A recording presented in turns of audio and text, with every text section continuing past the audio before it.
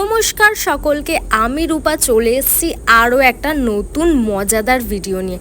তো আজকে কিন্তু আমি রাখির জন্য এই মেকআপ লুকটা করে দেখাচ্ছি, কিন্তু তোমরা চাইলে যে কোনো অনুষ্ঠানে কিন্তু এই লুকটা খুবই ইজিলি ক্যারি করতে পারবে। আবার চাইলে বিয়েবাড়িতেও করে যেতে পারো, তোমাদের ইচ্ছা সেটা পুরোপুরি। তো চলো এবার মেকআপের বিষয়ে কিছু বলা যাক। তো এতদিনে তোমরা হয়তো জেনেই গেছো যে মেকআপের শুরুতে কিন্তু আমাদের ফেসটাকে খুব ভালো করে ক্লিন করে নিতে হয় আর একটা টোনার ইউজ করতে হয়।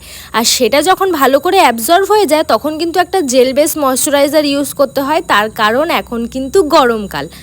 শীতকাল হলে তোমরা যে কোনো ময়শ্চারাইজার ইউজ করতে পারতে, কিন্তু গরমকালে কিন্তু জেল বেস অথবা ওয়াটার বেস ময়শ্চারাইজার ইউজ করার চেষ্টা করবে। আর তারপর সেটা ভালো করে স্কিনে অ্যাবজর্ব হয়ে যাওয়ার পরে কিন্তু একটা প্রাইমার লাগাতে হবে। আজকে আমি একটা সুগারের পোর মিনিমাইজার প্রাইমার লাগিয়েছি, তোমাদের কাছে যেটা আছে তোমরা সেটাই ব্যবহার করতে পারো, আর না থাকলে অ্যালোভেরা জেল তো আছেই।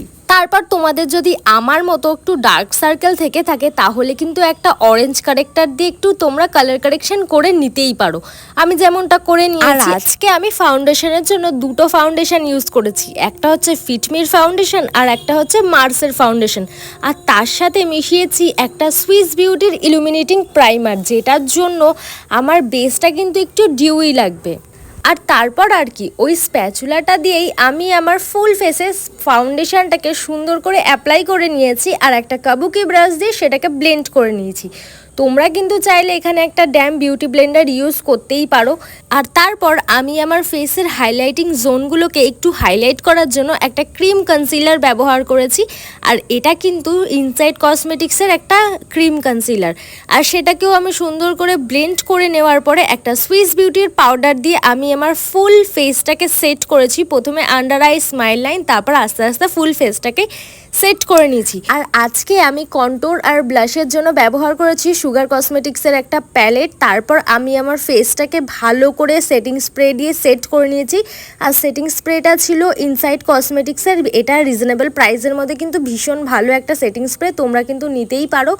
আর তারপর দেখো আমি সোজা চলে এসেছি আমার আই মেকআপের দিকে।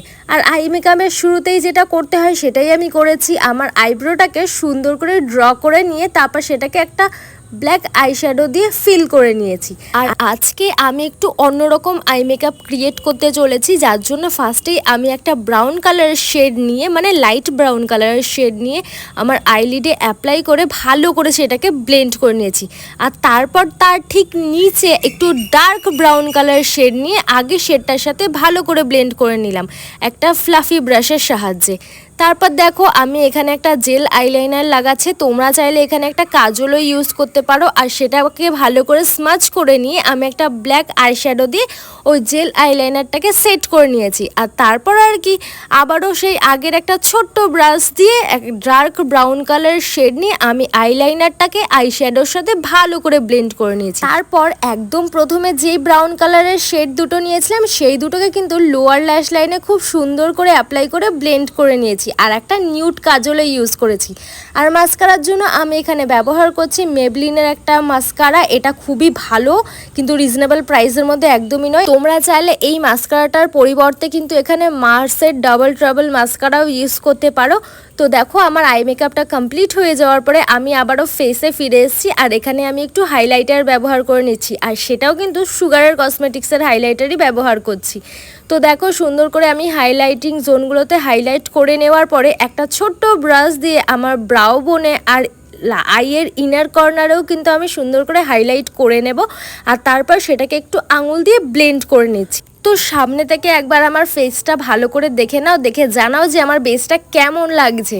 তো দেখো লিপস্টিকের জন্য আমি এখানে একটা ডার্ক ব্রাউন কালারের লিপ লাইনার নিয়ে ফার্স্টে আমার লিপটাকে মানে আর কি ড্র করে নিয়ে তারপর একটা লাইট ব্রাউন কালার শেড দিয়ে সেটাকে আঙুল দিয়ে ব্লেন্ড করে নিচ্ছি।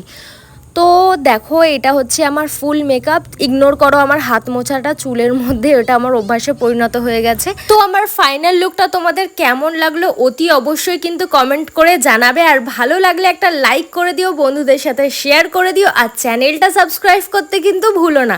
দেখা হচ্ছে নতুন একটা মেকআপের ভিডিওতে, আজকের জন্য এতটাই, চলো টাটা।